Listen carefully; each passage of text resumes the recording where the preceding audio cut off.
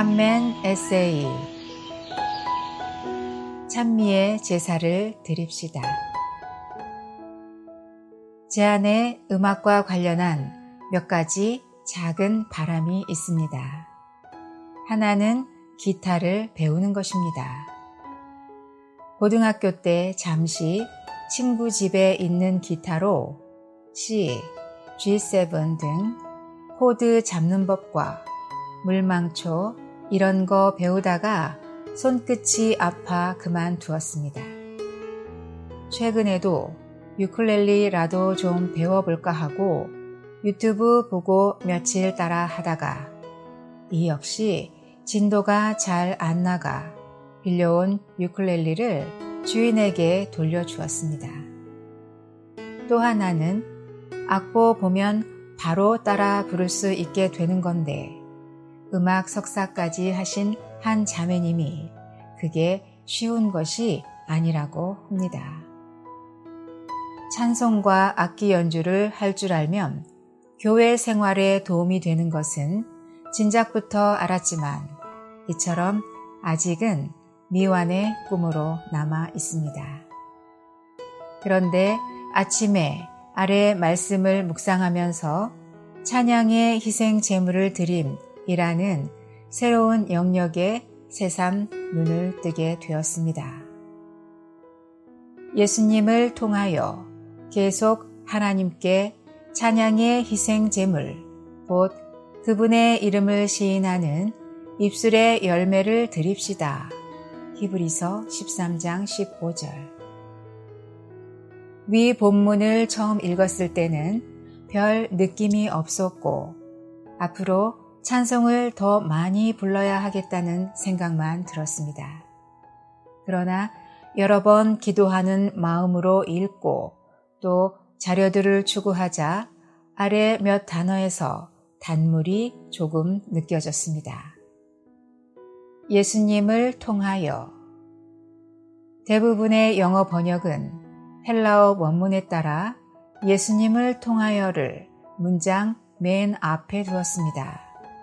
헨리 알포드는 이에 대해 유대교식 예법에 따르지 않고 그분을 통하여를 강조한 의미라고 설명했습니다. 이 말은 찬미도 구약의 방식이 아니라 제물의 실제이신 그분을 통해 드려야 함을 상기시켜 줍니다. 즉, 그분을 통하지 않으면 아무리 아름다운 찬송도 위 본문이 말하는 찬미가 아닐 수 있습니다. 관련해서 다음 두 가지가 떠올랐습니다. 첫째, 주 예수님은 죽고 부활하신 후 지금은 생명 주는 영으로서 하늘 보좌와 우리의 거듭난 영 안에 계십니다. 따라서 찬송을 부르든지 반주하는 악기를 다룰 때 우리는 최대한 거듭난 영을 사용하고 또한 이 영을 해방해야 합니다. 아무리 음정, 박자, 화음이 잘 맞아도 이러한 영의 흘러나옴과 영의 만져짐이 없다면 그것은 좋은 음악회는 될 수 있어도 본문이 말하는 찬미는 아닐 수 있습니다. 둘째, 내가 주님의 이름을 내 형제들에게 선포하고 내가 교회 가운데서 주님을 찬송하는 노래를 부를 것입니다. 라는 말씀을 적용하는 문제입니다. 이것은 최소한 우리의 영 안에 계시는 생명 주는 영이신 맏아들께서 교회 집회, 특히 성만찬 집회 후반부에서 우리의 찬양 안에서 아버지를 찬양하시는 것을 포함합니다. 이 방면을 익히 알고 또 매주 실행하고 있지만 개인적으로는 어느새 교리가 되어버리고 실제가 많이 부족했다는 돌이킴이 있습니다. 오 주님, 우리 중에서 맏아들이신 예수님과 하나 된 그분을 통한 찬미를 더 많이 얻으소서 라는 기도가 제 안에 있습니다. 계속. 알포드는 계속에 대해 레위기의 희생 제사처럼 특정한 날이나 절기 때만이 아니라 우리의 사는 모든 날 동안 이러한 찬미의 희생 제물을 드리는 것을 말한다고 설명합니다. 찬양의 희생 제물, 제사. 솔직히 찬양은 뭔가 기쁘고 밝은 느낌을 주는 반면에 희생 제물 혹은 제사는 다소 무겁고 어두운 느낌이 있습니다. 그런데 히브리 기자는 이 상반된 듯한 두 단어를 하나로 묶어 놓았습니다. 영적 체험이 없다면 쉽게 이해하기 어려운 말씀입니다. 그러나 워치만 니의 아래 설명을 읽고 난 후에 이 말씀이 매우 투명하게 이해되었습니다. 찬미의 말은 징계와 연단을 받은 사람에게서 나온 것이다. 시편에서는 가장 깊이 상처받은 감정을 만질 수 있고 또한 가장 크고도 높은 찬미의 음성을 들을 수 있다. 하나님은 그분의 백성들이 많은 고난과 어려움과 비방을 받을 그때 그들에게서 찬미를 만들어내시고 그들이 그런 처지에서 하나님 앞에서 그분을 찬미하는 사람이 되게 하신다. 그러므로 가장 기쁘다고 느끼는 사람의 찬미 소리는 많은 경우에 하나님 앞에서 어려움을 겪은 사람에게서 나온다. 또한 이런 찬미가 하나님을 가장 기쁘게 해드리고 하나님의 축복을 받는다.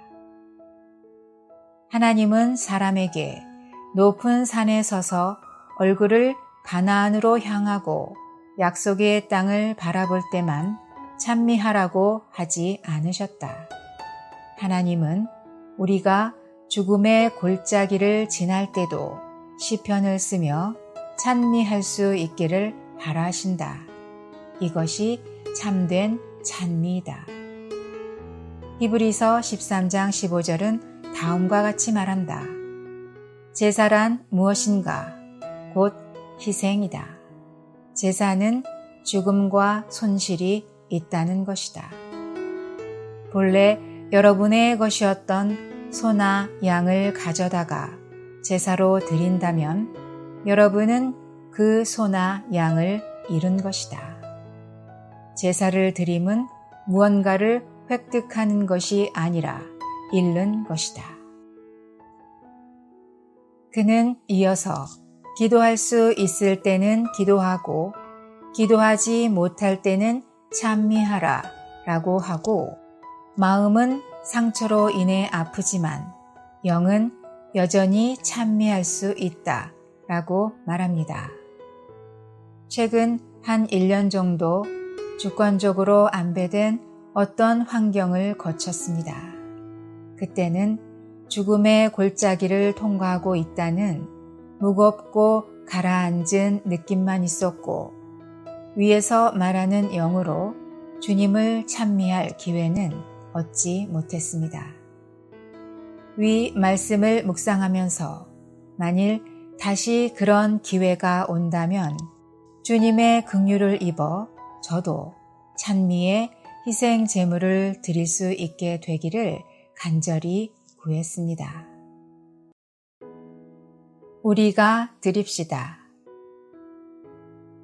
한국어 번역본에서는 우리가 라는 부분을 살려 번역한 것도 있고 편의상 생략된 것도 있습니다. 그러나 영어 성경은 Contemporary English 버전만 의역을 했고 나머지는 모두 Let us offer up, 즉 우리 히브리 기자가 포함한 모든 성도가 드립시다 라는 부분을 살려 번역했습니다.